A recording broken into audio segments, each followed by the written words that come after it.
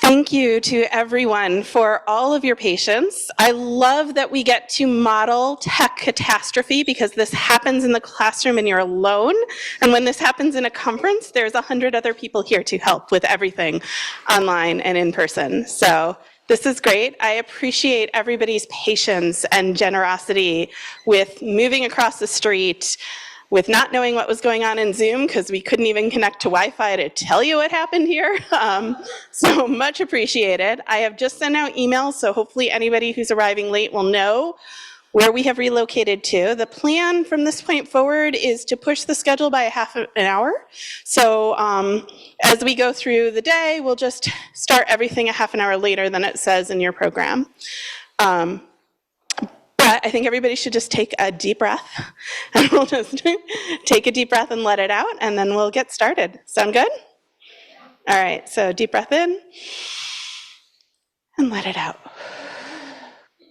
Thank you all. That was so much more for me than for you, but I appreciate you doing it anyways. All right, so our conference theme this year, which the committee debated about all fall, we arrived on reconnecting, reengaging, and cultivating relationships.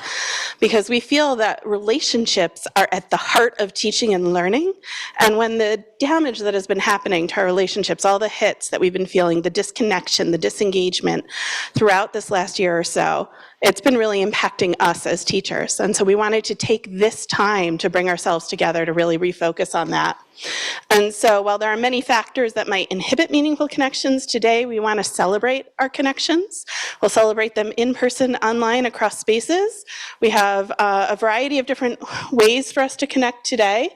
And we brought together a huge representation across the schools. So we had 168 people register to attend this conference from all of the schools, across all of the schools. We have a huge AS&E showing as always, but we have a wonderful med school, dental, Friedman, Fletcher.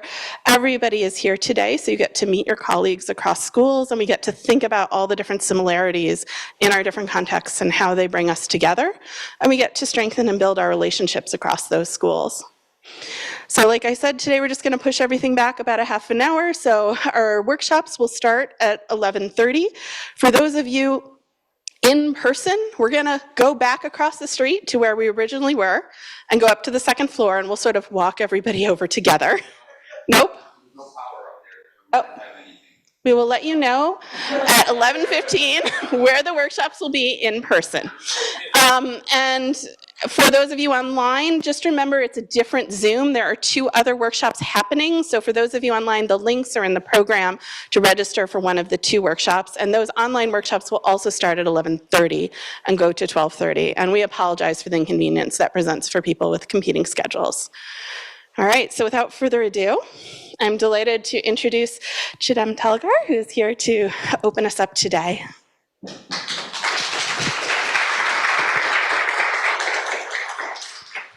Good morning. Can everybody hear me? Yeah, good morning. I hinted at a joke that I had heard a while back that I think is fitting for today. Facebook says, I know everyone. Wikipedia says, I know everything. Google says, I can find anything. Hold on.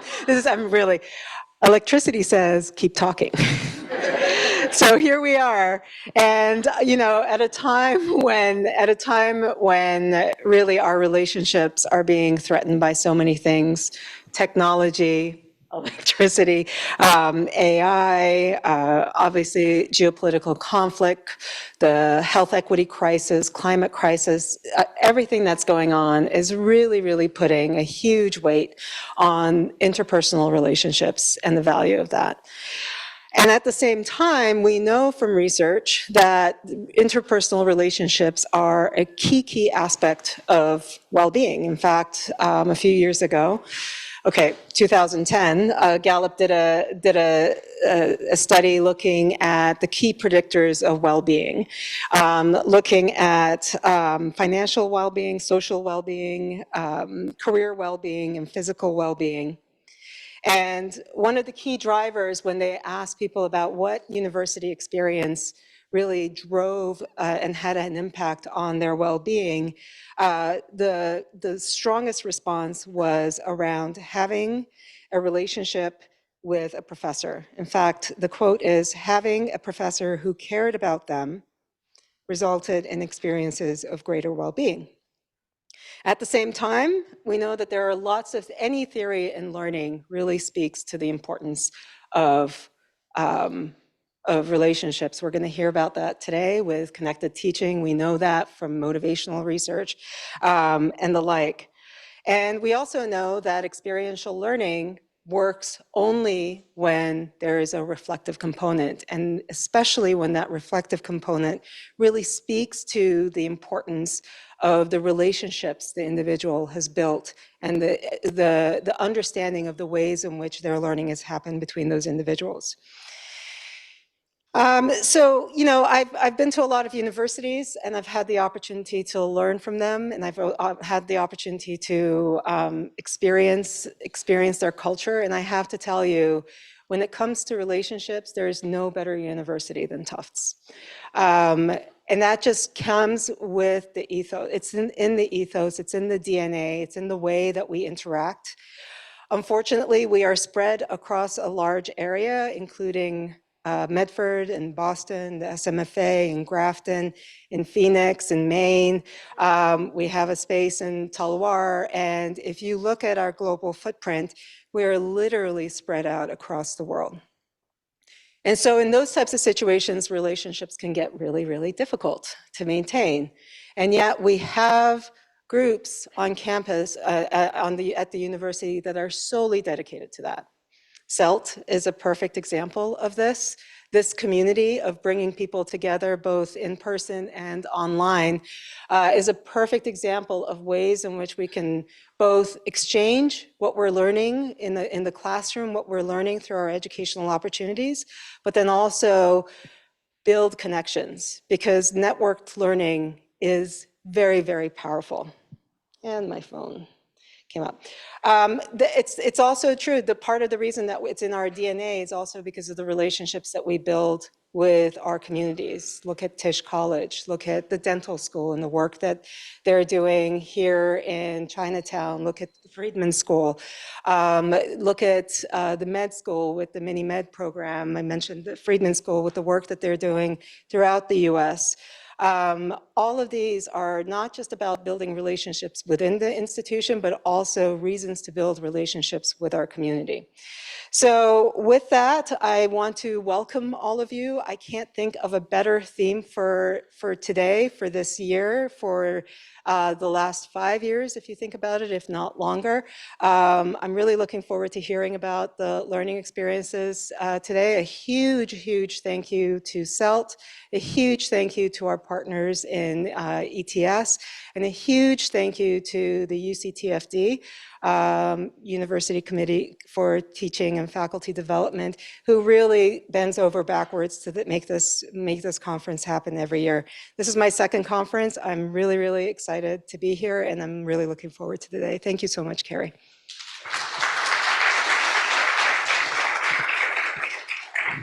Thank you, Chidem. And now I'm going to turn it over to Richard Freeman from Tussum to welcome us to his school. Great. Thank you, Chris. Appreciate it. I just want to say, again, reiterate what Chidem said. Thank you for your patience. Our campus goes through these things all the time here. No, not really. No. But anyway, thank you so much for your flexibility. And, you know, that's what teaching is. You have to improvise a lot of times. So really appreciate that. This is a nice space, and we'll get the job done here today. We are working on confirming that the breakout rooms will be available here on this floor.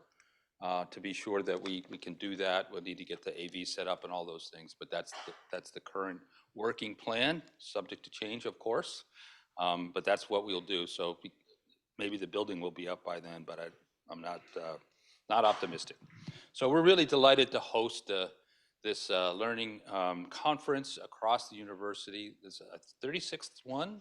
So this is not new. It's new to me because I'm new like Chidem, but this is really just testimony to what the university's commitment is.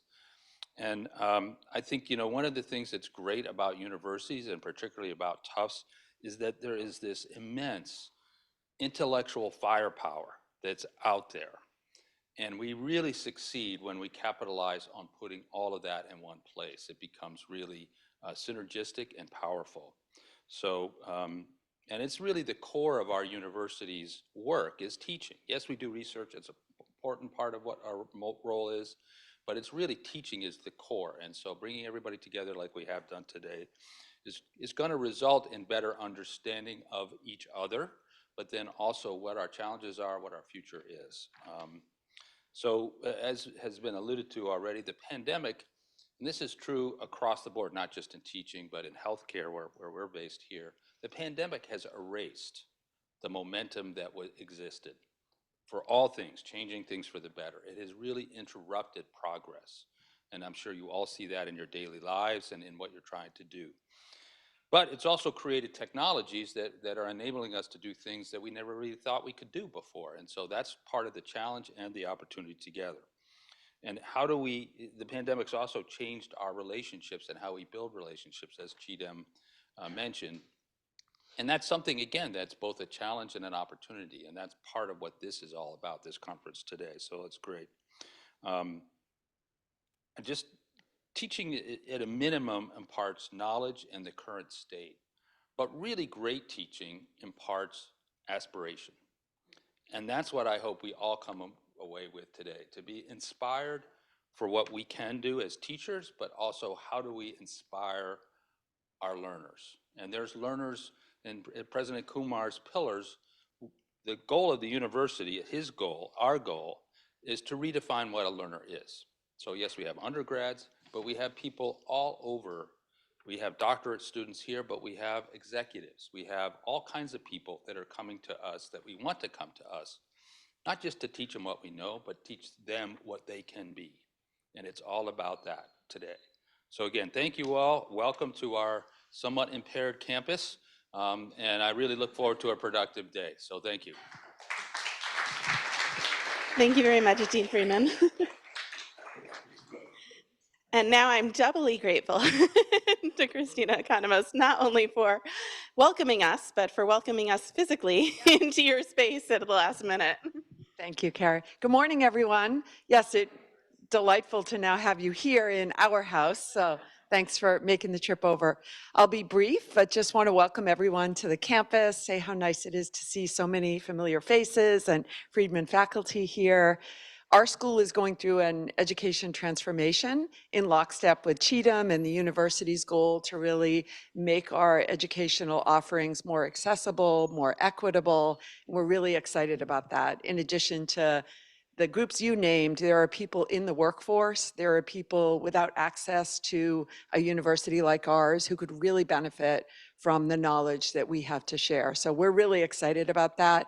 And it will be harder to create the types of relationships we know we can get face-to-face. So we're really excited to learn more today about that. And as you were first talking, Cheatham, about mentors and professors, I was thinking about my third grade science teacher, Mr. Rossetti, who said, you should enter in the science fair. I feel like you like science. You seem like you could be a scientist. That was a long time ago, and that was life-changing for me. So even at the very early years, I know mentorship and really reaching out and introducing someone to something they hadn't thought about is extremely important. So I know we can do that for our students, and looking forward to working with Cell on all of the course development we're doing, particularly online. And just really want to wish you all an incredible day. I think there'll be a lot of meaning and connection and, one of those moments to really pause and remember why we're all here. It's hard to focus on that when there's a lot of other things going on and demands on our time, but it is human connection, and we're a network of people exchanging ideas, sharing ideas, and really shaping lives. So thank you for all making the time today, and it's nice to see you.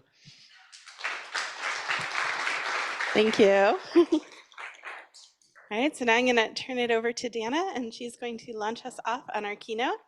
We are delighted to reintroduce you to Dana, because this is the first time I get to introduce you to Dana as our interim director at CELT. Thank you. And before I start with my introduction of our keynote, I just want us to acknowledge Carrie's work. She's the chair of this conference. You could be a little louder. Carrie has worked so tirelessly on this conference. She has attended to every detail with incredible care, humor, grace.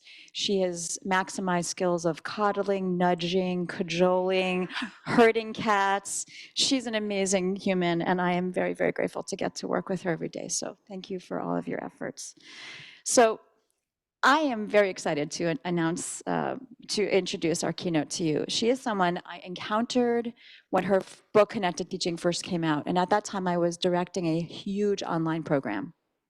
We had 1,500 students and 400 faculty, and I was in charge of trying to create some sense of connection and community, but really wanting to make sure that these people spread across the country felt like they mattered and that they were visible to us. And that felt like one of the most important aspects of my job as the program director. And I was, of course, being an academic nerd, looking for all kinds of ways to do that. And then actually, a few years later, then I finally came. Your book didn't come out quite when I needed it, but when it came out, I was extremely excited. But also because this book reminded me that there was this theory about relationship that I had learned as an MSW student. Back in the 80s, and it was this idea that relationships are truly central to everything we do, how we learn, how we build community, how we feel a sense of belonging or not. And I think that Harriet brings this to everything she does, every connection she makes. So I'm not going to go through the long list of her accomplishments, especially because my iPad doesn't want to participate. But I will say this. In addition to being a drummer, she's also a photographer, a really amazing photographer. She earned her doctorate in leadership and change in higher education at Antioch College, where she's currently on faculty. She spent time at Carlow University. She's been on the student side and the faculty side. So her work is really a beautiful marriage of reverence and concern and care for faculty and student experience. One of the things I found out about her that I loved was that when she was at Carlisle, she created this online space called Encouragement Lounge, which I now want to bogart for a rock band name. Isn't it a good name? But this idea that students could, in this virtual space, find care and connection, a good guacamole recipe, think pieces and tips about APA formatting and all the kinds of other things that students need to know. Most of her works, and she is a prolifically published scholar, are around mentoring and teaching. And she just finished a second book that has to do with research methods, maybe not so much about connection, but I bet it, and that will be out in August, actually. So please join me in welcoming Dr. Harriet Schwartz.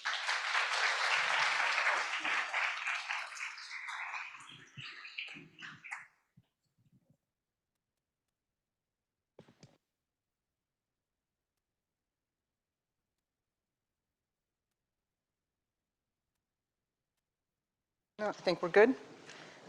Mic on? Can you hear me okay? Very good, thank you.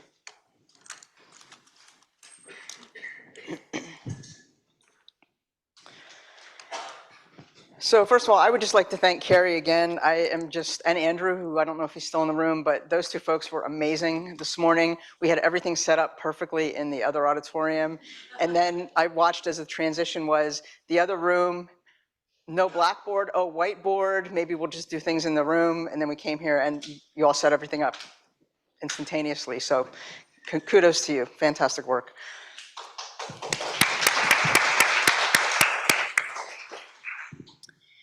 And thank you, Dana, for that amazing introduction. You are truly a rock star. I'm an amateur drummer. She is a rock star. So let's be clear. I also want to say, Dana, that every time I talk with you, I come away inspired. Your commitment and your passion for this work is extraordinary. And really, every conversation with you just lifts me up. So thank you. So this winter, I hit a rough patch in my teaching. I was working with a group of students who were struggling in an online seminar. Several were upset with each other based on things that had been said in a class discussion.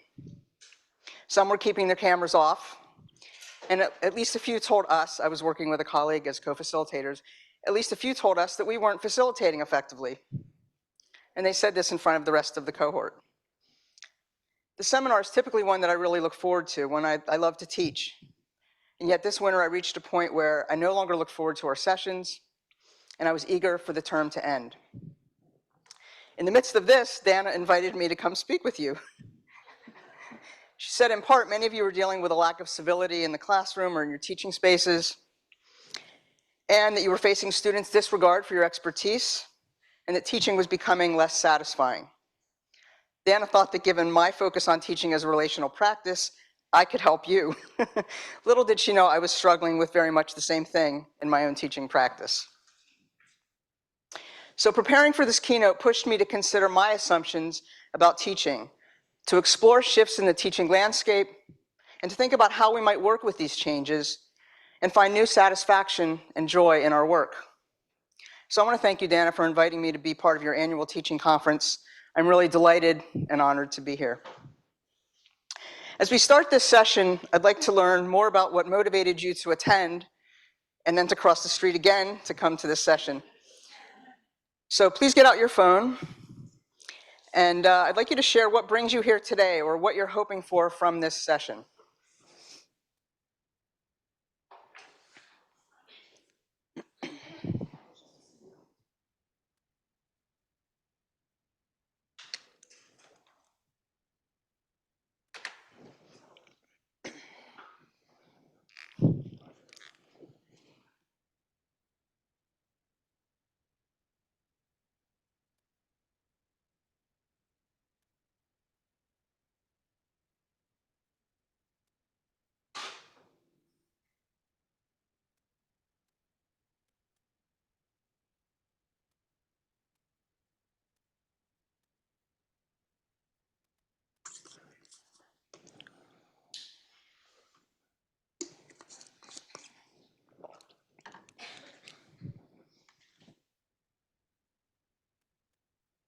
Carrie? Thanks. There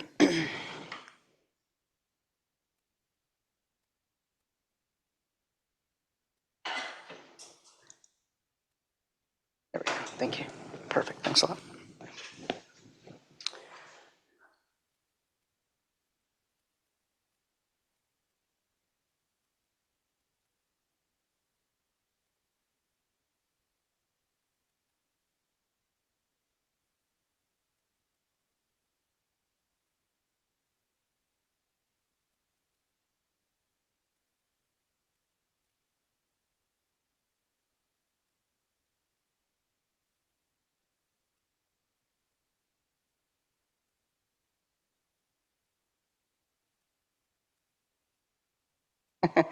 Yo, get the mojo back. Perfect.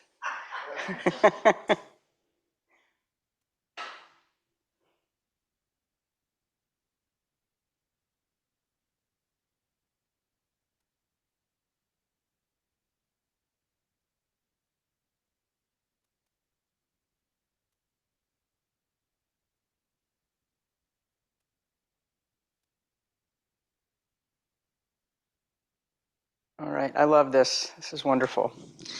All right, let me get us back.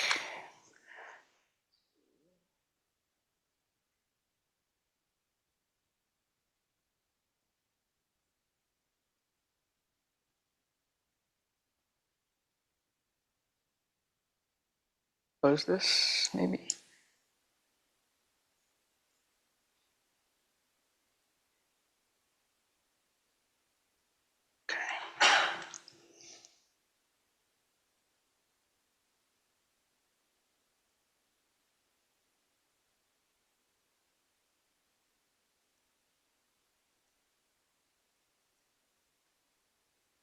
This mouse is both very sensitive and it sort of sticks to the table. So it's like driving a stick shift that you're not used to. It's a little weird. Okay, so it was really interesting to see why you're here. One of the things I want to say is that much of what we're going to talk about in the last part of this session in terms of strategies, I'm focusing on strategies for dealing with disconnection and dealing with challenges. I noticed that some of you are also here, I think, just hoping for strategies around connection, and I'd be happy to address that in the Q&A or in our conversation this afternoon.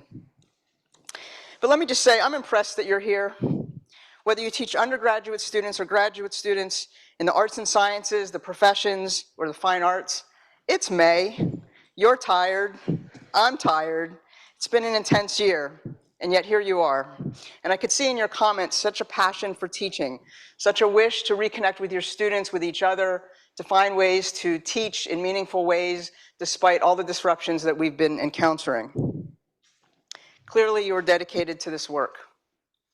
So here's the overview of our session today. We're going to talk a little bit about connected teaching. What do I mean by that? Some of you have read the book and some of you haven't. I saw on the note someone said, what is connected teaching? So try to do a brief review. Then we're going to talk about the challenges, some of the challenges that we're facing. And then we will spend the last part of our session talking about some practical strategies for dealing with those challenges.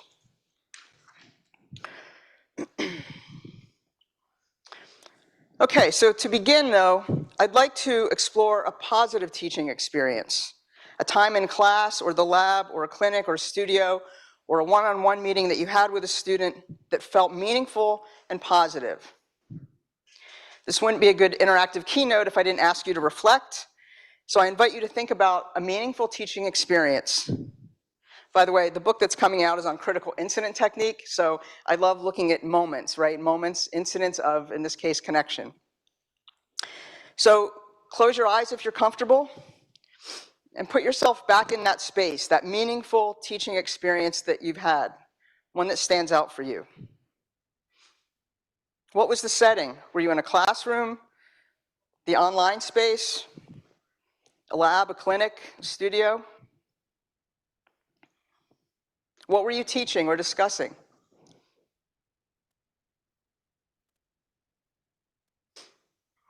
Please sit with this for a few minutes and continue remembering the experience. Try to put yourself there. What did the space look like, feel like?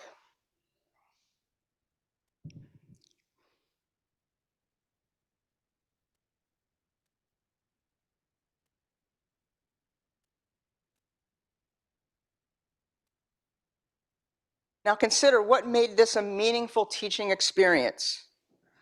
What about this moment was important, makes it memorable for you in terms of you as an educator?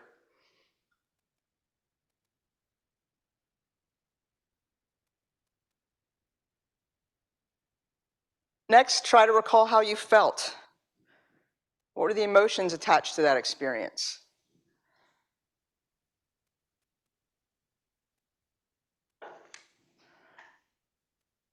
As you sit with these feelings, do you notice anything in your body that helps you further describe how this teaching experience felt?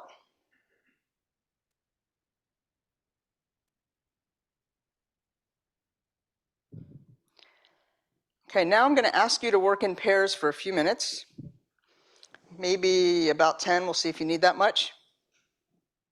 I'd like you to work with one other person near you, and I'd like you to share your experience. When you're the listener, try to help your conversation partner explore their experience more deeply. So please share this experience and touch on what made it feel important and how it felt. And when we come back, I'm going to ask you to post a few words on another Mentimeter, and our focus is on what made the experience meaningful and what were the emotions attached to this powerful experience. Okay? So let's say maybe 5, oh, you're moving to, good. Dana's on it. Dana's like, I've got my partner, we're talking. So, Dana, A+, extra credit.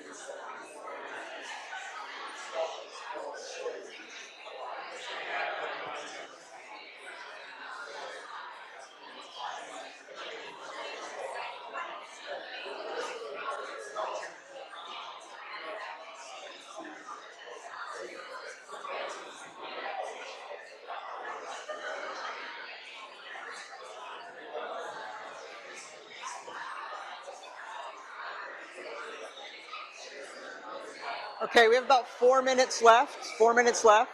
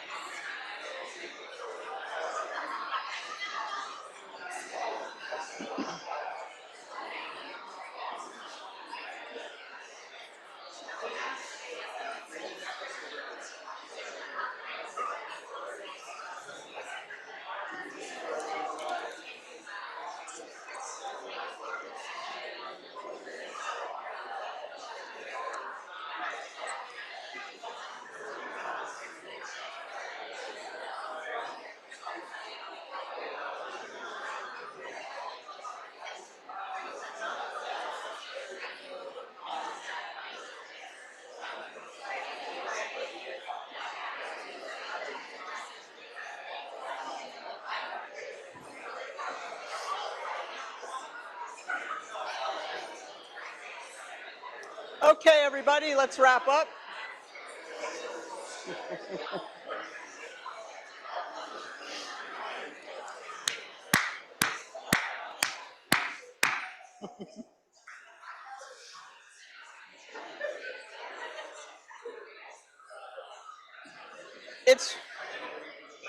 Yeah, thank you. Okay, everyone. It's really fun to see how animated you all get about your teaching. Really fun to watch. Okay, so what I'd like to do now is I'd like us to share what we noticed.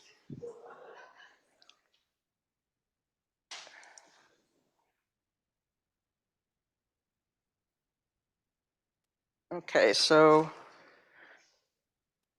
the technology challenges continue. The slides are not advancing up here, so I'm not sure why. Yeah, I'm not sure why.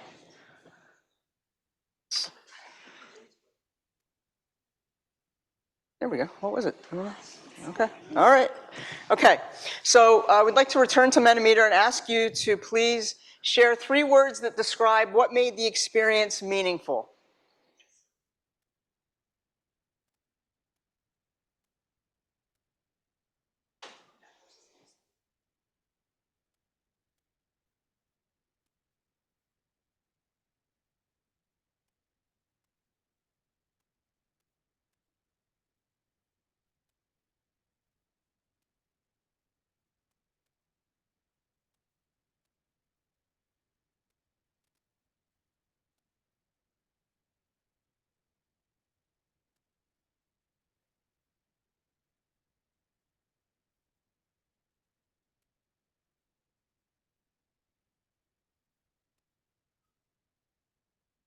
Has it not yet? Hang on one second. Sorry about that.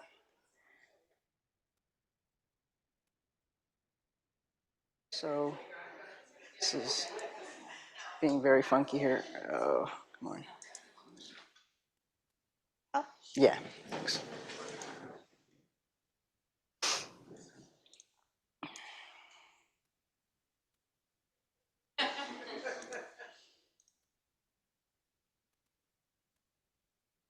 Present probably. Thank you. Sorry about that. So 3 words that describe what made the experience meaningful.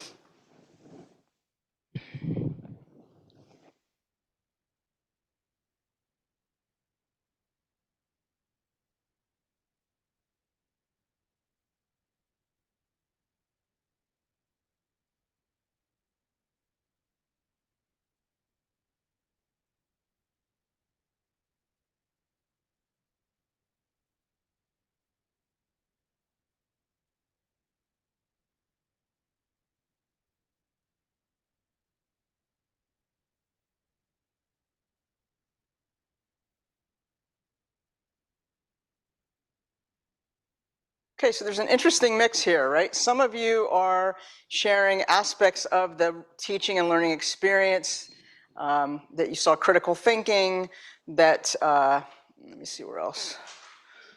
We encouraged curiosity, good questions being asked, increased knowledge, right? And there are also a lot of emotions here already, right? Felt proud, you felt passion. It was emotional. It was fun. And there's a whole lot here about connection, right? So it's a center word, which is probably in part because connection's on your mind today, but there are a lot of other words here, right? You were engaged, authenticity, validation. A number of these parts of the experience can't happen in isolation, right? They can only happen in relation to another person or with another person. Okay, so we're going to do one more.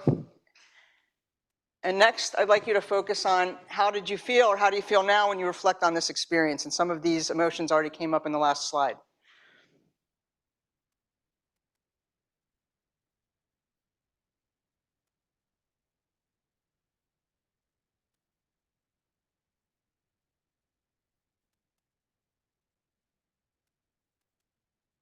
Relieved, I know that.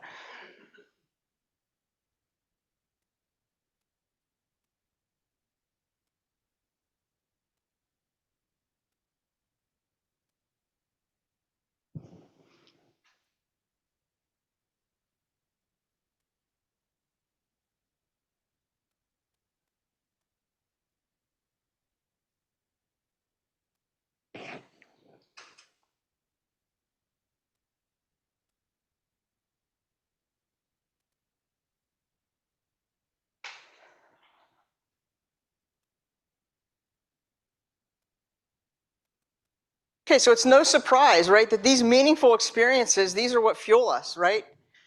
They energize us, they make us excited, we feel satisfied, we feel grateful, they motivate us. We feel validated in the work that we're doing. Feel joy. Feel empowered, full circle. So these are the moments we live for, right? This is really the good stuff. This is teaching on a really good day. And much of what we see here is relational. Something about that connection in that powerful teaching moment was important for you.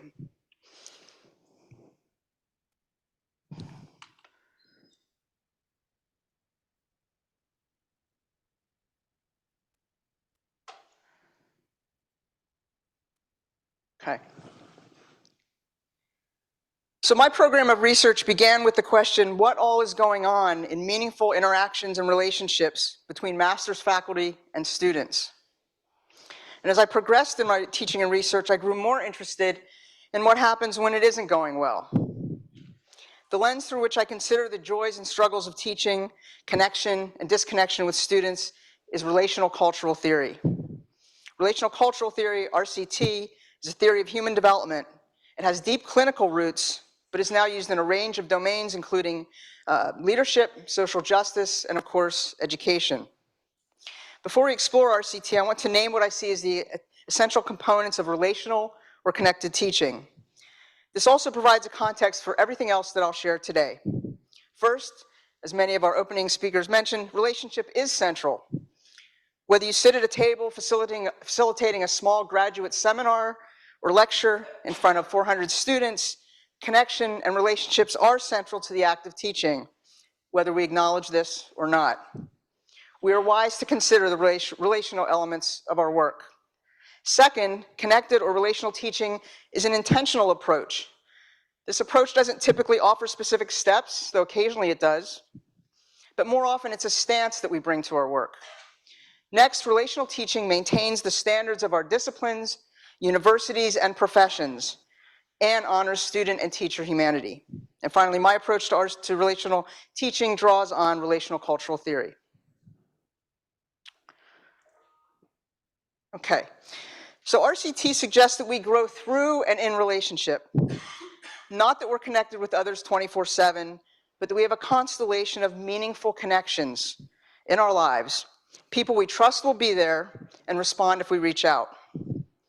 Many other human development theories suggest that separation and independence are developmental goals and ideals, signs of a fully developed adult. RCT claims that a major developmental goal is to be able to engage in healthy, growth-fostering relationships, that we grow toward, in, and through connections and relationship. So what does this mean for teaching and learning? When teachers and students think they should go it alone, that to ask for help or support is a weakness, they or we are at a disadvantage. We all need connection. While much of the work of teaching and learning is done independently, relationships and even single interactions are critical for many learners, and I would add critical in the lives of teachers as well. In fact, I propose that one of the reasons why teaching feels so difficult right now, and in some cases disappointing, is because we are experiencing a lack of connection with our students. There is much to share about RCT, but for now I'll keep this overview brief and mention just a few elements of this theory that are relevant to our work. RCT requires us to be mindful of cultural context in teaching. This is another departure from much of the developmental literature, in which human development is typically considered without regard to social context. In addition, RCT helps us explore power in teaching and learning. RCT promotes a power with stance and acknowledges that there's always a power differential in a teaching relationship, regardless of whether we're teaching undergrads or graduates, 18-year-olds or older adults. If we evaluate students' work, we hold power in the relationship. And finally, one of the cornerstones of RCT, the 5 good things. Energy, sense of worth, movement, knowledge, and desire for more connection. These aren't linear, and these are both elements and outcomes of growth-fostering interactions and relationships. When we see these 5 good things in an interaction, they're usually subtle. They aren't giant leaps of knowledge or self-worth, but they are small, often significant moments of the experience. And we could see many of these. If we went back to the previous slides, right? So many of the elements that you posted in the Mentimeter were relating to these 5 good things. So I tend to sound optimistic when I discuss relational teaching. However, I want to be clear, RCT is not a simple, just feel-good theory. It's not just connect with students and your teaching is going to feel wonderful. In teaching, a relational approach doesn't always lead to positive outcomes. And working relationally doesn't always feel good. Nonetheless, RCT gives me a framework through which to approach difficult situations. For example, I recall a student with whom I needed to meet for coaching sessions as part of an improvement plan based on some of his behaviors in class. He typically arrived in my office annoyed, if not obstinate. These sessions were demanding for me. And clearly, he did not want to be there. In the face of his pushback, I was challenged to try to hold on to a relational teaching stance. And yet, RCT helped me navigate these conversations and manage my emotions in response to the situation. Later in this session, we'll discuss a range of strategies for difficult teaching moments. But before we turn to strategies, I want to explore the current teaching context.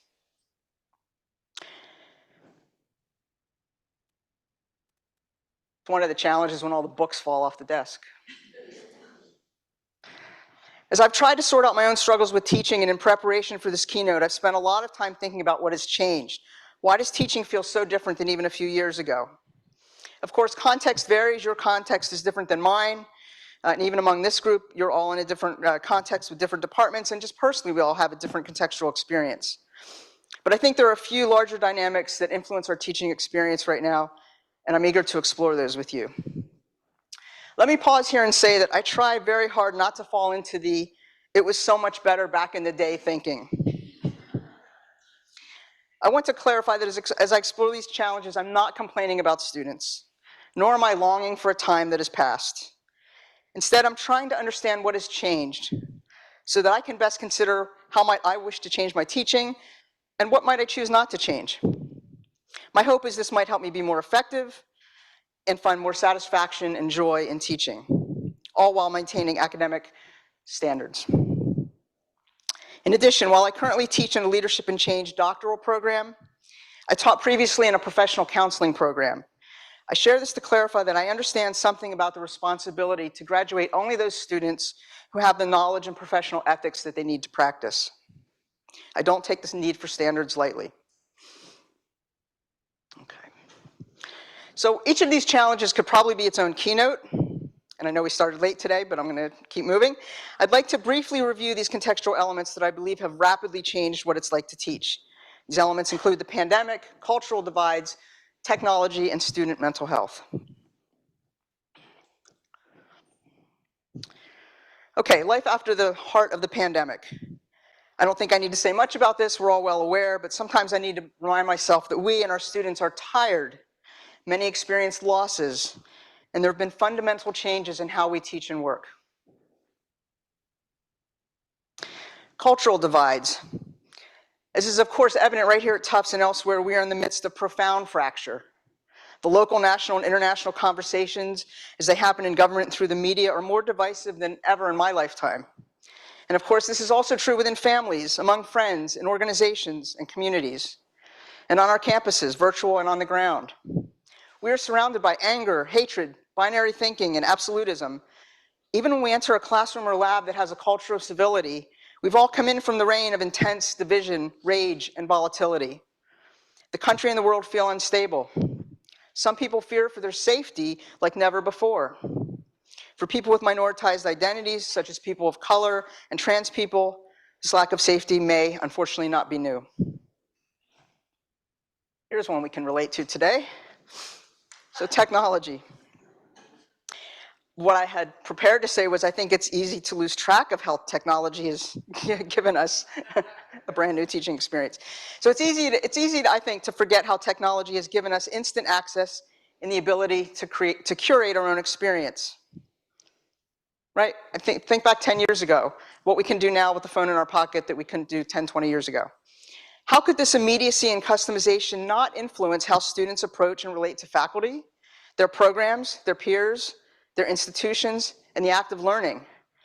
I'm not saying we should be available 24/7, nor that we can create customized learning experiences in all courses. But how might comprehending these shifts help us better understand students, make decisions about what we might want to change and what we might want to hold on to, and again, find joy in teaching? Social media has fostered connection and for many people developed an impulse to share. Not only personal updates and photos, but also opinions. I love this movie, Delta lost my luggage, try this restaurant. Impulsive opinion sharing might seem mundane in the land of Instagram and Facebook, but what about when that impulsive opinion sharing leads a student to email the university president about your class? Angry students contacting a dean or president isn't new, but it's easier than ever. And they can now also, of course, email multiple university officials simultaneously. This year, I've also been thinking about how increasingly students are using technology to communicate with each other. Earlier this spring, I was facilitating a first-year doctoral seminar on Zoom, and a student said that the cohort had created group text and discussed something from a previous class. So this was on a different scale. I'm used to students, I know that they message each other in private chat during our Zoom sessions, but they had created a group text and were communicating about our seminar outside. Huh. Okay. Some of them are doing it right now. So I won't go into details here, but what does it mean when a class or cohort is communicating instantaneously during and after class? If they're discussing how brilliant we are, okay. But how often might that group text be a space where conflict or complaint that started with a few students takes on increased energy and magnitude as the entire cohort gets engaged in the conversation? In some cases, this might be positive as students may coalesce around an issue that really needs to be addressed. However, I've started to wonder if student frustration sometimes gets amped up in a way that it wouldn't have 20 years ago, when students in many disciplines were less likely as a class or cohort to have regular full group communication. And finally, student mental health and implications for faculty. The Healthy Mind Study is an online survey launched in 2007. Since its inception, the study has been offered at more than 530 colleges and universities and includes undergraduate and graduate students. The 2022-23 study showed 41% of students reported moderate or major depression. 36% reported having an anxiety disorder. 45% reported having a lifetime diagnosis of mental disorder, and 36% reported having engaged in mental health counseling or therapy in the last year. These shifts are present here at Tufts. In 2019, Tufts now reported that in recent years, the university was seeing a steady increase in the demand for mental health resources and services. At that time, approximately 25% of Tufts students used university counseling services, and that was 5 years ago, before the pandemic. To some degree, this increase, as it's felt across the country, is influenced by positive trends, including less stigma around mental health and a greater number of young people being diagnosed and treated before they get to college. In addition, though, today's students came of age in an era not only of the pandemic, but also school shootings, a visible resurgence in white supremacy, and for some majors, an uncertain job market. And many students will graduate with significant debt. Our students are carrying a lot. We as faculty feel this, that after-class meeting with a student who we thought needed help with a paper turns out to be a student who's thinking of quitting because he's having trouble managing his depression. Advising sessions that used to be filled with course selection and talking about internships in graduate school now might include a student who's bringing significant distress to our interaction. We care profoundly about our students, and at the same time, many faculty don't feel equipped to handle these kinds of situations.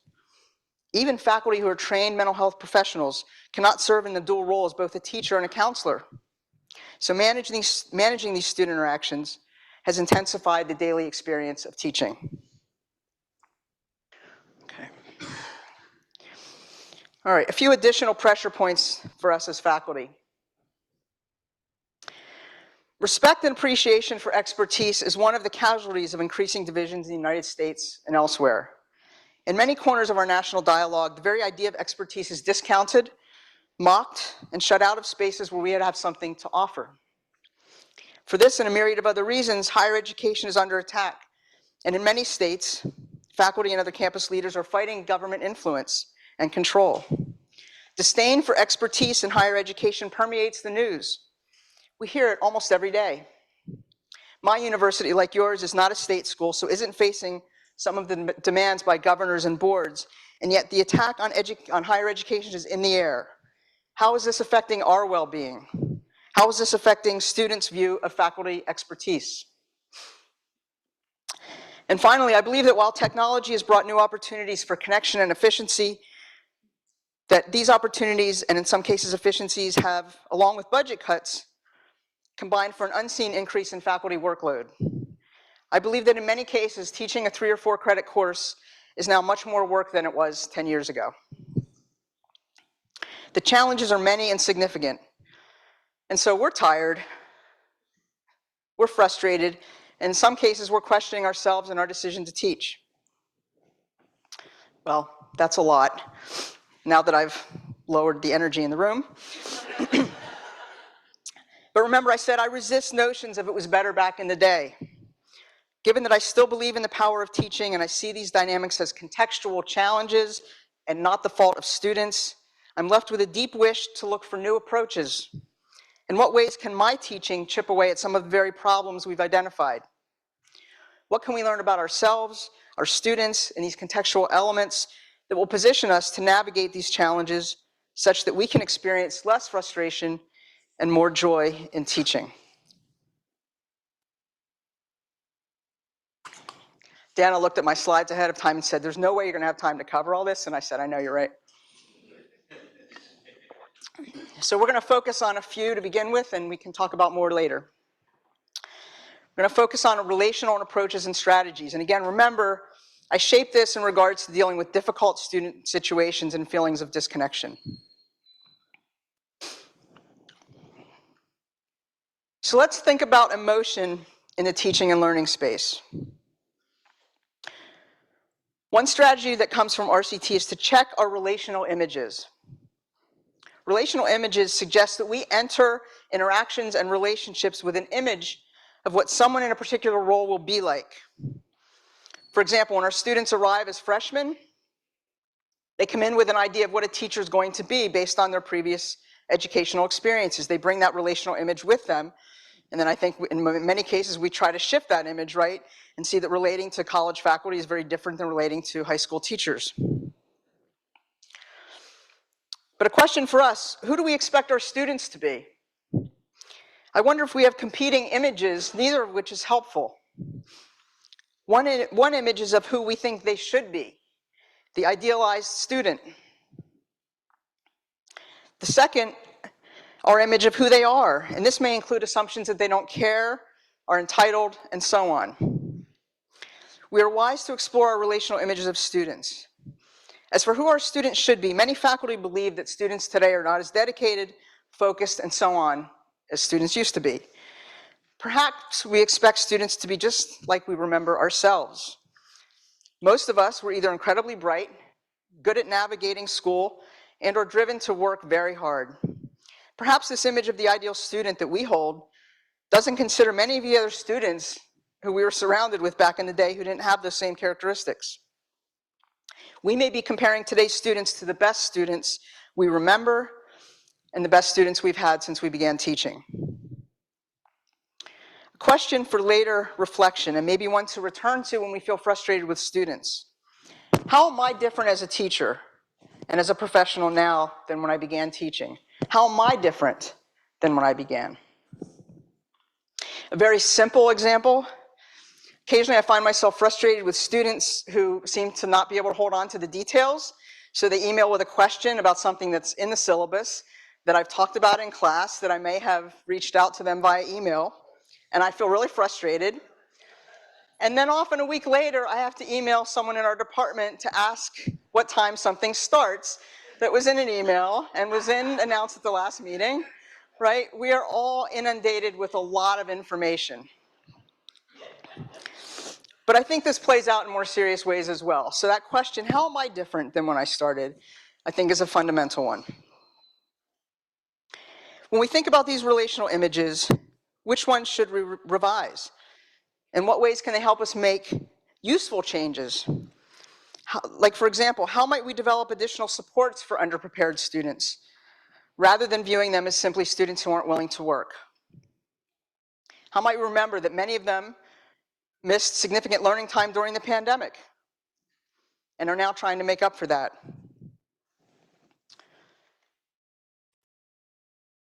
Okay, so, hang on one second. Role clarity. So this is another piece that really helps me significantly in my teaching. I came up through student affairs. Initially, I was a student affairs practitioner.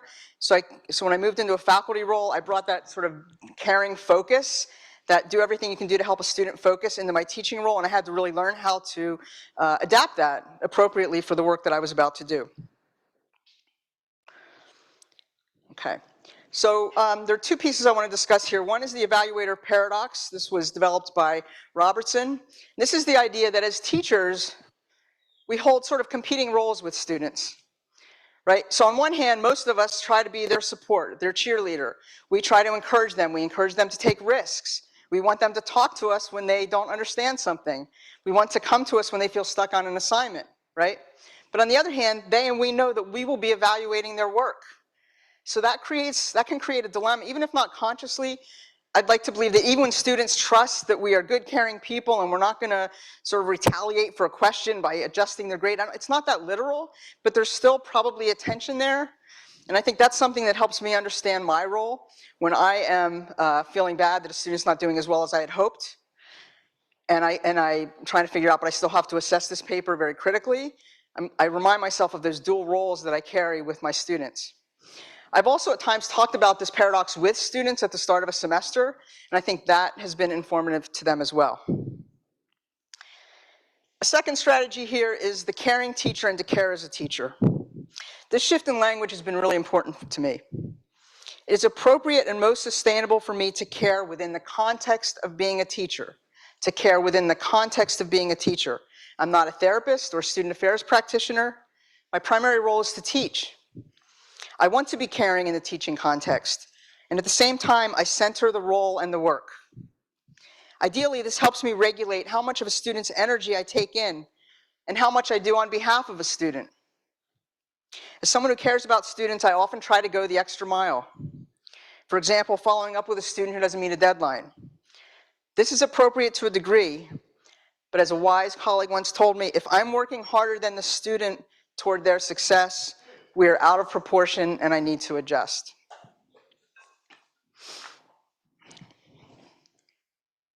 Okay, boundaries. So there is so much to discuss regarding boundaries. This could clearly be its own workshop. Some of us would need a review every couple months.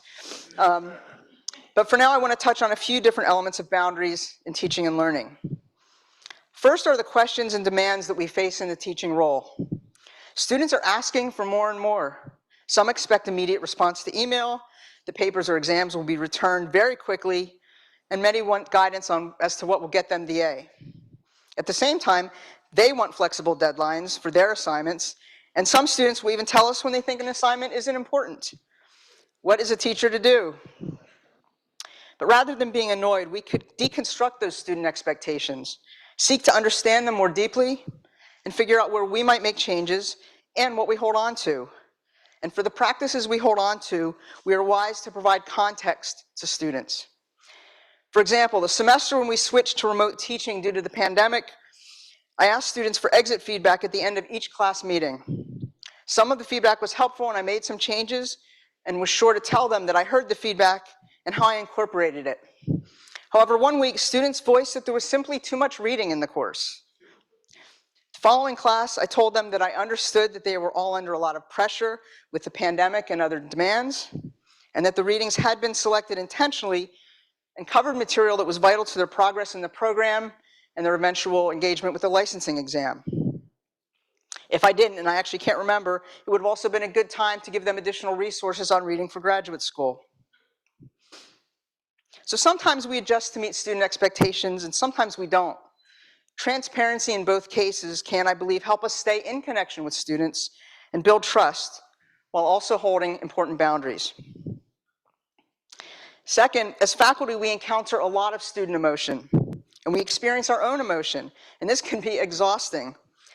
Sometimes I find that the emotion of teaching and learning is the part of the experience that most drains my energy and leaves me depleted.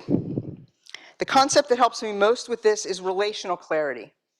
Relational clarity is about being clear as to what is my emotion and what is the student's. I often think about, and I actually just had a similar experience with a current student, but a previous doctoral student of mine, he was actually handed off to me. I was his chair. Someone else had been his chair, and then she retired, so the student was handed off to me. So we hadn't really had a chance to build any connection or rapport before we started meeting to work on his dissertation proposal. Meeting on Zoom, and he would show up to every meeting, and I could just tell he was angry. He was so frustrated that the proposal wasn't moving more quickly than it was. You know, a lot of students, even though we tell them, they don't understand that a dissertation proposal is a several-month-long process. It takes a lot of time. It takes a lot of iterations.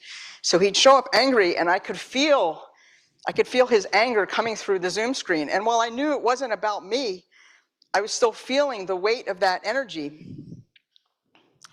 So what I had to start to do was to anticipate before we meet. Remind myself, Bill's going to be frustrated. He's going to show up with a lot of energy and anger, right? So I expected it. And then I have this, actually, I'll talk about this strategy later, but I'll say it here because it connects. The other thing I learned to do was when he got on and I really felt that energy and maybe it was a little too much, I would edge my chair back just an inch to remind myself to create just a little bit of space between Bill and myself. Now, the point here is not to be distanced from the student. It's not to walk away. It's not to shut down their emotion. It's not to be oblivious to it. It's about how do we stay in connection, being present and supportive to an appropriate degree, but not taking on what's not ours. And then finally, self-care, which of course could be a week-long workshop, and for many of us is a lifelong struggle. I won't spend time on it here, but just to say we need to prioritize self-care. I will be reviewing my own self-care in coming weeks for the reasons that we know. I struggle with this and again, have to revisit frequently and adjust my priorities, but I don't want this to get lost in the mix, even though we're not going to spend time on it. Okay, so here are some in-the-moment strategies that I use when I'm dealing with a lot of student emotion or students who I experience as difficult. Okay, so role clarity, as I mentioned before, that's both a reflective practice. So I'm often looking back on difficult student interactions and trying to see how I might better maintain my role clarity in those. And then role clarity is something I call on when I feel myself really being pulled in a student engagement, whether it's a student who's upset, frustrated, not doing their work. I try to really recalibrate, okay, what's my role here as a teacher, as a caring teacher? What is my role? What is appropriate for me to do and bring and stay in connection without crossing that boundary, without doing more than I should be given my role and the students' commitments and obligations as a student. Okay, the balcony and the dance floor. Some of you know the work of Heifetz and Linsky. They did really powerful work on leadership. This strategy of the balcony or dance floor suggests that interactions or situations where the group is challenged, think of it as occurring on a dance floor. You can imagine the energy and the movement. There's a lot going on. Sometimes it feels chaotic. Heifetz and Linsky suggest that to navigate these moments, we need to know where we are. Are we on the dance floor in the midst of the energy and activity? Or are we standing on the balcony with a big picture view? If I'm dealing with tension in the classroom and I feel like I'm right in the middle of it and I sort of can't get myself grounded, I might want to imagine myself going to the balcony so I can take a bigger picture view of what's happening.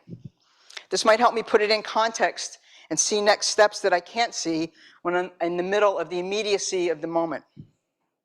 And if I'm too removed, I might need to get closer to the situation to increase my understanding and influence. Okay, thinking about transference. So as many of you know, transference is when we project feelings on someone, but those feelings aren't really about them, but they're about someone else in our life. For example, in one of my studies, I found instances where faculty realized they were having emotional responses to students that weren't about the student, but were about someone else. One of the faculty members I interviewed talked about a student who was just, every time she met with the student, she just felt revved up and frustrated. And she actually realized that her energy level, her emotion, was really probably disproportionate to the fact that this was a student who wasn't really, this was not a student who was way out of line. It was just a difficult student who wasn't getting her work done. You know, they'd agree on a plan, the student would go away, come back a week or two later, having not done the work. And so we talked about it, and this faculty member realized that the student reminded her of her older daughter, who was not taking responsibility for things at home. And so once she was able to name that, right, she could then sort of get the student-teacher interaction back in proportion. There's a lot more to say about this, but a shorthand is to try to notice when we're having feelings in response to a student that are disproportionate to what's really going on with that particular student. And then to reflect on whether the student or the dynamic reminds you of someone else, perhaps a family member, or a former student, or a family member, or a family member. Okay, so we talked earlier about projection, and I want to add another thought about how I think projection may be impacting our teaching experience. I've come to think that for some students, I wasn't going to tell the story, but I'm going to tell it really quickly. So my oldest stepdaughter was coming over for dinner one night. She's in a MSW program at Pitt. And I'd been upstairs on a call with a student who was a little upset about things in the program, an advisee, and we talked it through, and I was patient and all good. And so I came downstairs, and my stepdaughter had just come in the door, and she was on a tear about something that was going on in the internship part of her program. She was complaining about a faculty member. She's a very animated kid. She was like in it, and all I could think of is, now I have an angry graduate student in my kitchen. So. But watching her, and watching many of my own students, I've come to think that some students express emotion, intense emotion about school, about their program, and about us as faculty that isn't fundamentally about us. In my own experience, and I'd be really interested to know if you've experienced this as well, in my own experience, students sometimes bring what feels like outsized emotion in response to assignments, the ways we teach that might not give them what they want, program policies and changes, and so on. This example is ironic today. For example, I've seen several students in recent years get quite upset when technology doesn't work. I'm not talking about what I think of as a high-stakes moment like an exam, but rather like the internet drops for a moment in a class that gets disrupted while the faculty member waits to sort of regroups and signs on again. I get that it's frustrating. It is for us too. But sometimes the student anger or frustration seems out of proportion. I've begun to wonder if two things are going on. Just like everyone else, students are tired. They're overloaded with information, they may be dealing with trauma, and they have many significant responsibilities with family, work, and school. And so their faculty and their school may be the safest place to unload some of their pent-up anger and frustration and sadness. They are trying not to lose their cool with their family. They can't do it at work. Perhaps school is a place where they place all of the energy of all that they are facing. This is just a working theory, and again, I'd be really interested to know if it resonates for you. So how might we deal with these dynamics? First, we need to identify the transference or projection, and then go to the balcony to center ourselves, so we can respond thoughtfully rather than reacting too quickly. As with so much in this session, there is more to say, but I wanted to at least offer these concepts for your consideration. We continue exploring these concepts in the Q&A and later today. I've also started to think about, with some of these dynamics around student emotion, I've started to think about how we in my program might want to build some discussion around, in our case, doctoral work as a developmental process, and sort of talk about some of these things up front that we see happening with students, and of course frame it in a way that might be accessible to students, but to help them think about how they are approaching school, the place it holds in their lives, and so on. Okay. So I have a few more strategies, I have a few more slides of strategies, but I think we'll stop there because I don't want to overwhelm you with too many strategies. So I'm going to talk about one more concept and then we'll move on. And that's the idea of the psychological contract. How many of you are familiar with the idea of a psychological contract? Yeah. So a psychological contract was developed in the workplace literature, organizational literature, and it's this idea that we all bring sort of an unstated sense of expectations to our work lives, right? So we expect, and these are very basic assumptions that don't get talked about. So we expect that if we show up every day, we're going to get paid, right? We expect that if we do a good job, we should get a good evaluation. We expect that if we do a good job and we go up for a promotion, we will be seriously considered, and we often expect that we'll get it, right? The organization also has expectations of us, that we'll show up on time if that's part of the deal, that we'll show up regularly, that we'll do the work we said we'd do, right? That we'll be honest in the workplace, so on and so forth. So these are, they're so tacit we don't even talk about them. So I think applying this to teaching, I have found to be very helpful to unpack on the first or second class meeting, what is the psychological contract between students and teachers? Right? What are the and so I start by saying, what are the expectations that you bring of me as a teacher? And we get those all up on the board. So they expect that I'll show up on time. They expect that I know my stuff, that I'll evaluate their work fairly, et cetera, et cetera. And then I say, so what do you think are the expectations that I bring of you? And they will say things like that we show up on time, we do the work, et cetera, et cetera. But it allows, first of all, I think it makes that unstated stuff explicit, which I think can be helpful for students. It also can set a really nice stage for conflicts that we may have later. So one of the things we might talk about in that conversation is technology in class, and what it's like for me when students are on phones in class and clearly not tracking with what's going on in the room. So, being on time, so those sorts of things, setting those expectations early and talking about it as a very mutual process is something that I have found helpful. Okay. Okay, so let's stop there and let me ask if there are any questions. What questions might you have?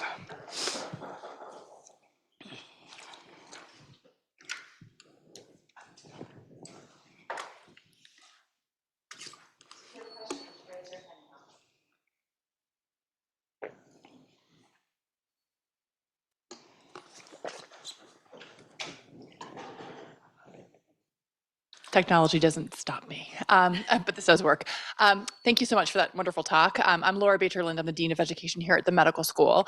And one thing, I loved all of these very practical strategies. I'm going to share some of them and with the course directors that deliver our curriculum.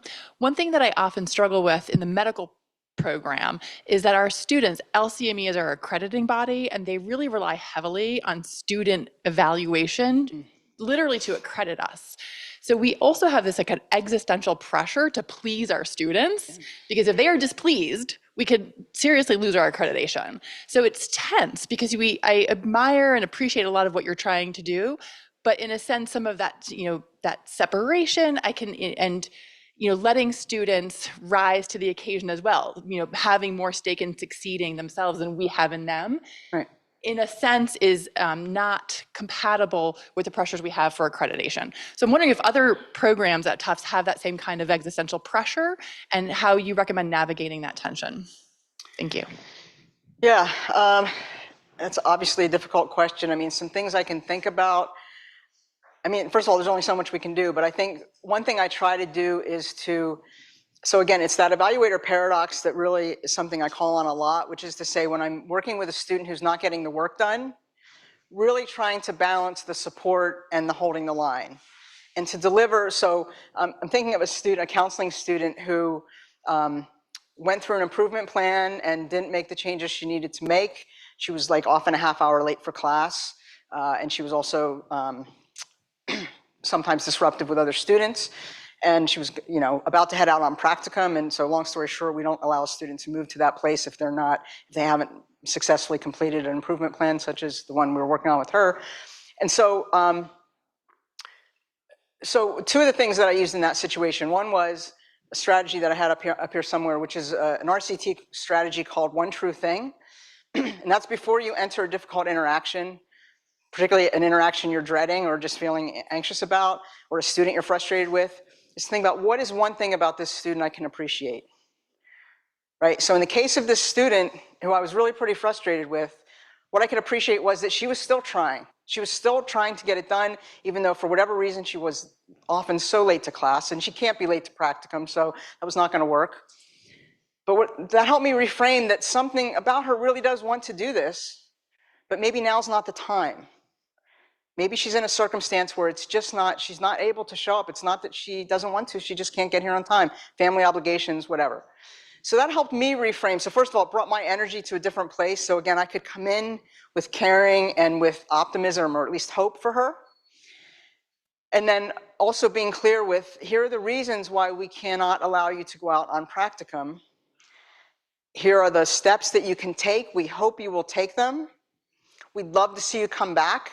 Talked about some of the positive feedback she'd gotten in some classes. We believe you can do this, and we think maybe now is not the time. So I think being supportive and clear with some students, they will leave feeling a little better. So, I mean, it's not a magic solution. Some students are still going to leave that conversation angry and are going to take it out on an eval. I wonder about talking with students about, again, the evaluator paradox, and even the role that they play in evaluation of faculty, and how that does impact the program. I don't know, and talk about other ways they can provide feedback when they're frustrated. I don't know, maybe some real transparency around that process would help, but it's a very difficult one. And we know student evaluations of teaching are so complex, right? So, and often off the mark, so, yeah. Any other questions?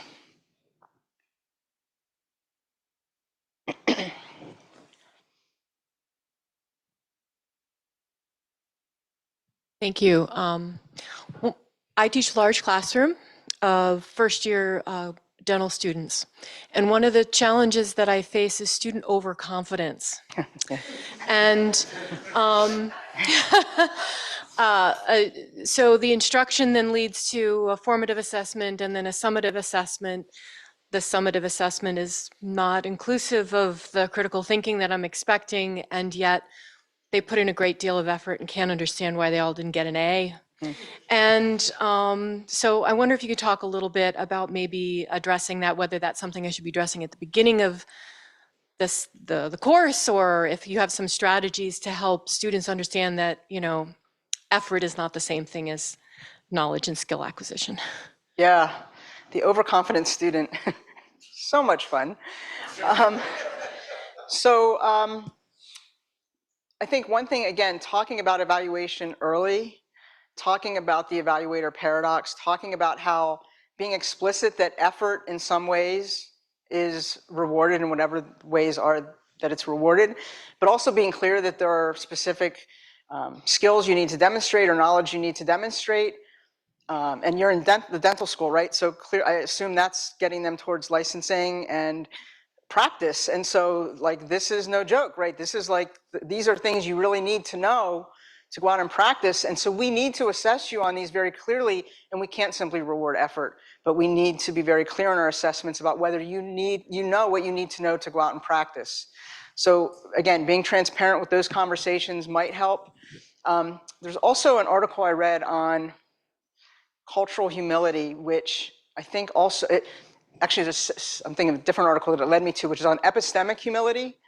And it talks about coming to terms with not knowing everything. And I've at times used that with students early in a program because I think they come in, right? And they come in and they want to prove themselves. I mean, again, that overconfidence in a way, you know, we can think about, I mean, it can be irritating, but it also can be an overcompensation for their insecurities around not being able to handle dental school in this case, right? So if we can model not knowing everything, and if we can normalize it and talk about it as part of the process, that may help a little bit, but it's a real challenge. Yeah, it's like you notice that student pretty quickly in class, right? And then you have to deal with them for the semester, so, yeah. But epistemic humility might be an interesting reading to take to your students. We have a question from Zoom as well. So on the psychological contract, from experience, what has worked for this contract in setting the faculty and students' expectation? They'd like additional information about that. Well, can I ask what you mean by what has worked? Is it in terms of how I employ it, or what kinds of things we talk about? Can you answer that in the text? No? Okay. Yes, how it was employed. Okay, so again, first day of class, I explain the concept to them, and I deal with sort of working adult students typically. So I explain the concept and I talk about, you know, I use the workplace example, which they can relate to. And then I say to them, so, you know, what do you expect of me as a faculty member? Like, what are the very basic assumptions that you make about what a faculty member should do, what a good faculty member will do? And if they're not articulating those very basic assumptions, I say, you know, we dig deeper, like, no, what are the core things that if I don't do, it's really a problem here, right? And then we might talk about, why is it frustrating when I don't do those things, right? Why is it upsetting to you? Why is it a distraction? And then I ask them, so what do you think I expect of you? And again, we go through those deeper questions, right? Get to basic assumptions, and we talk about, so why do you think it's difficult for me as a teacher when a lot of you wander in late? When I can tell you're on your laptops not tracking with class, and I'll say to them, if any of you have spoken in front of a group, you can tell, right? You can tell when people in the room, I mean, a lot of people have laptops and phones up, and sometimes you can tell they're tracking, but you can tell when they're not. And if you're shopping, it's really distracting for me, right? So, so it is that, and the other thing I would say is we record, you know, take notes of that, and I provide that to the class after the class meeting. And sometimes I'll refer back to it if a problem emerges. And I tell them they can too. You know, if something's not working for them and they feel like I'm not keeping up with my end of the contract, then I ask them to remind me. Yeah.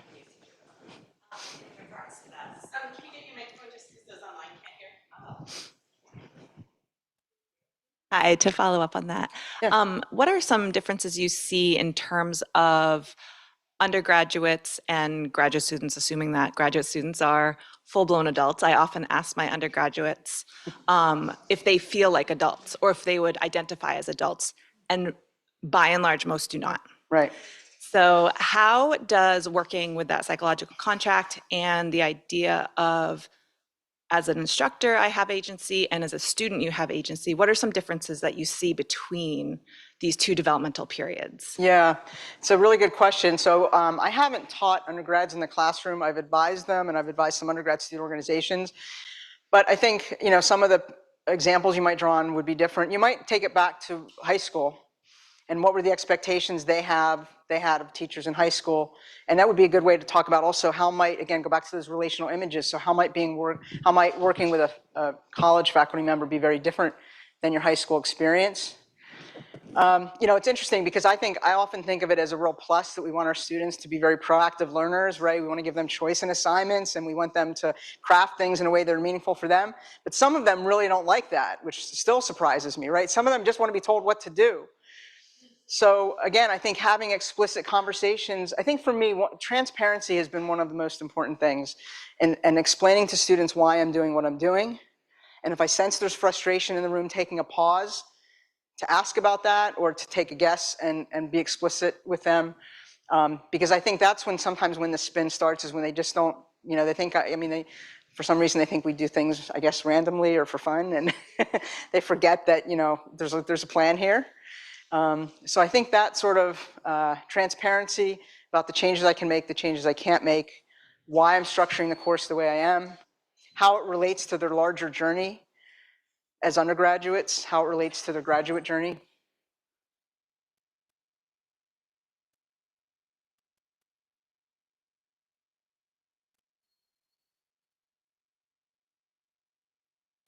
Anybody else?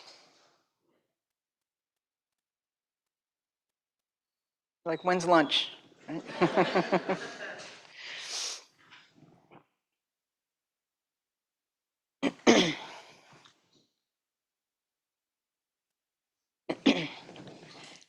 Hi, thank you so much for this talk.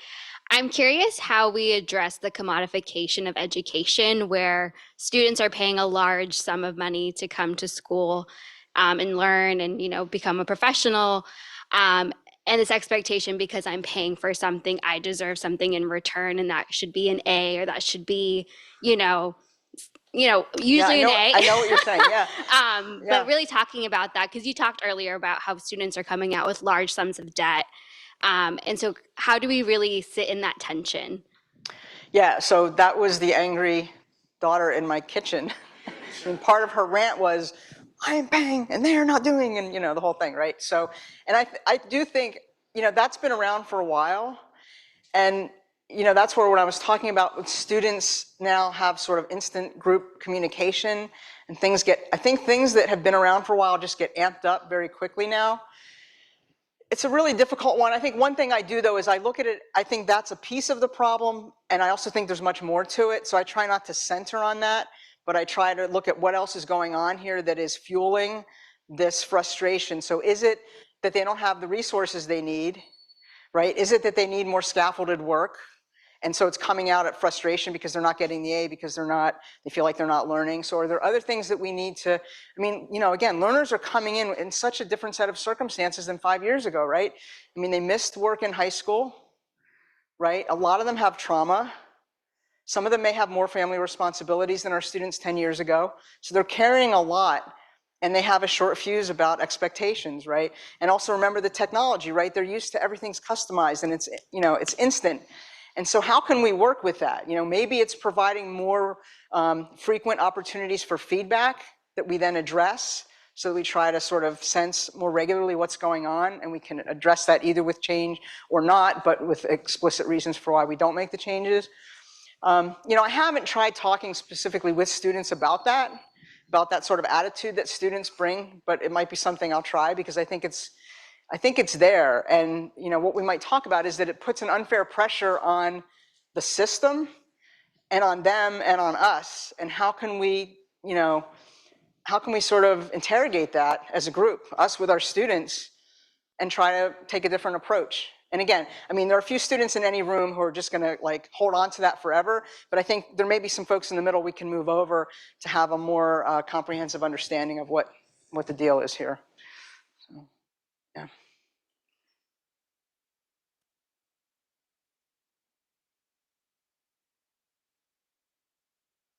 Oh, I think there's one there.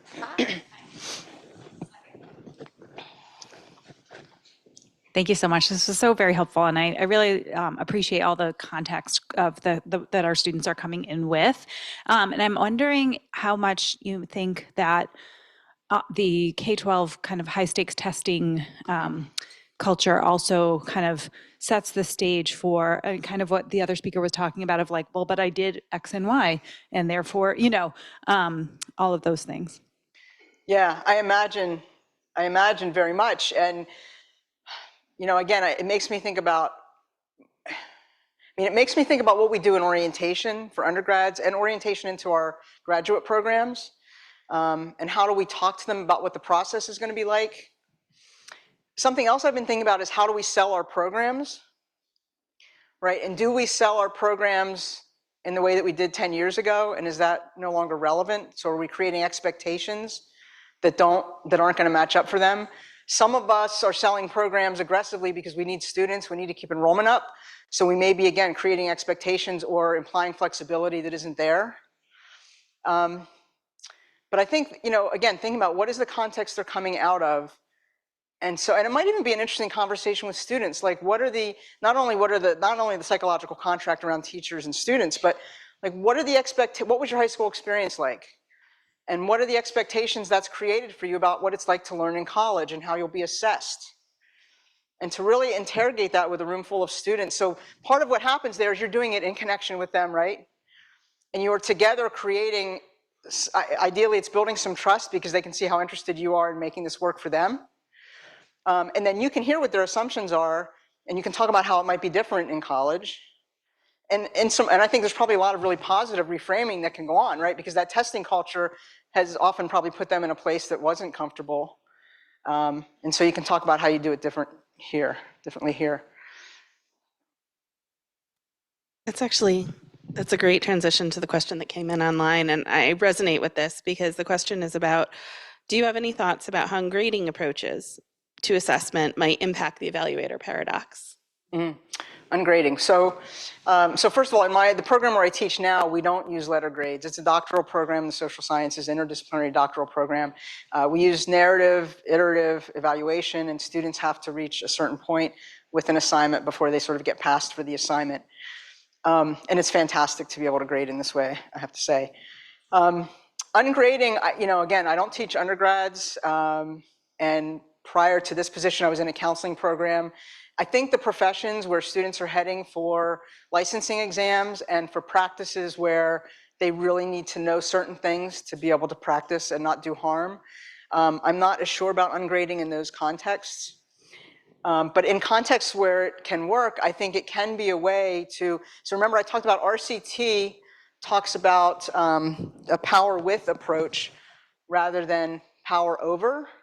And I think ungrading can be a manifestation of that you are sharing the assessment process with students. You're not simply not that any of you would be anyway, but you're not simply like the power professor, giving the grade on a whim. So I imagine that in the disciplines where that works, it could be quite helpful. And for anybody who's using ungrading, it would be a really interesting study on how that relates to relational teaching. So let me know when you've published that study, because I want to see it. Anybody else?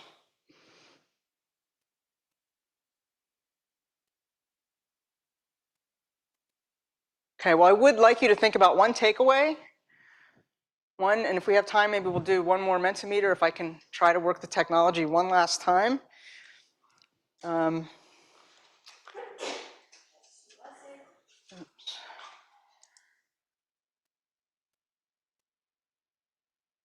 second.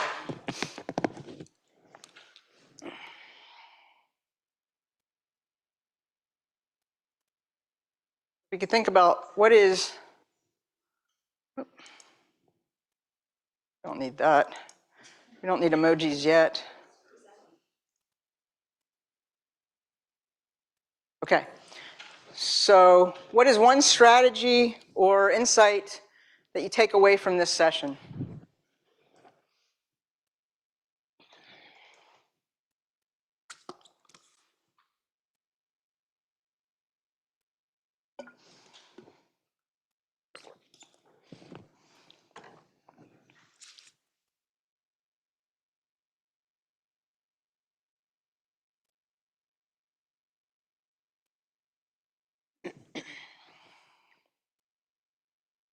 Buy my book, awesome.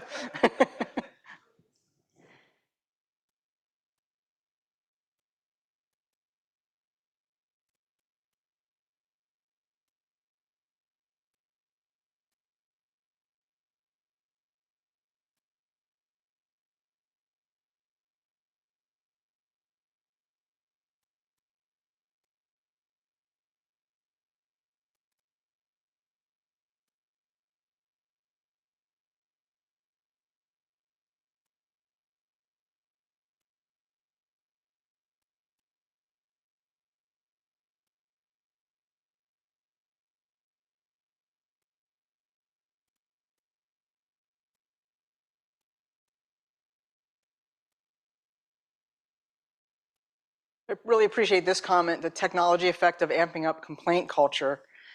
Complaint culture, that was the language I needed when I was writing this. I couldn't come up with it. That's really good. Whoever that is, let me know and so I can cite you in the future. That it's not really a strategy, but it explains why it feels much worse, and that's helpful. And that's what I spent a lot of time on what's different and what's difficult, and my hope is that when we can name these things, that it turns the volume down a little bit and then helps us return to a place where we can think about how we'll deal with them. A number of you have mentioned psychological contract, transparency, assessing your own assumptions before a difficult conversation, taking students' personal lives into account, balcony and dance floor. How long is that metaphor going to work before nobody knows what a balcony is? And I see reflect more here. One of the strategies that I had that I didn't get to is just to create really intentional faculty consultation groups. This is something that people in high pressure, emotionally intense professions do, right? Therapists do consultation, peer consultation. And I've been in some spaces where I've done this with colleagues. We have I've done it informally with a colleague, and I've done it more formally as part of a program where we create a small learning group. And so for some of you, it might be a good thing to do in your own discipline or department. For some of you, you might want to do it across disciplines so that you have to maintain confidentiality, but that might give you a fresh perspective and take some of the pressure off of some of that sharing. So regular meetings where you can come together and talk about the challenges that you're facing and how you're dealing with them and get that support from each other. Because the work that we do is hard and it's intense and we care about it so much, right? My guess is some of you could be making a lot more money in industry, right? But you choose to be here, so you care about it deeply, and it can take a lot out of us. So what are the things we can do to find the joy again, to sustain ourselves over the long term? Okay. Well, I hope to see some of you this afternoon. I know the program is pushed back, but I think my session is going to still need to start at 1:30 because I have a plane to catch this afternoon. So just know that in the schedule, we'll have a smaller group conversation at 1:30 for anyone who wants to join in. And thank you very, very much. It's been a pleasure to be here. Thank you.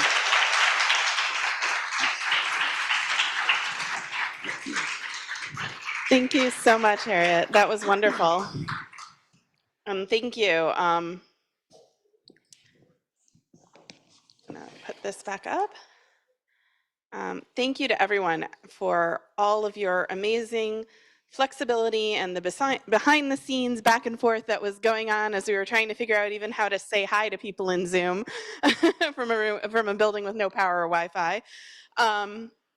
But yes, thank you, Harriet, for that amazing talk and for really setting the tone right, I think, for the whole day. I'm hoping that the seeds you've planted to carry into our workshops now and into our conversations throughout the day.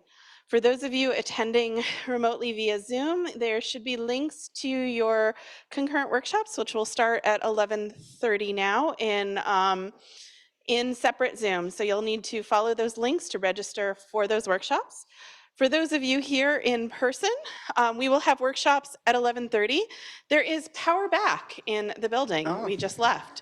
So for those of you, woohoo! So for those of us who are here, there are 4 workshops to choose from. They're all on the 2nd floor.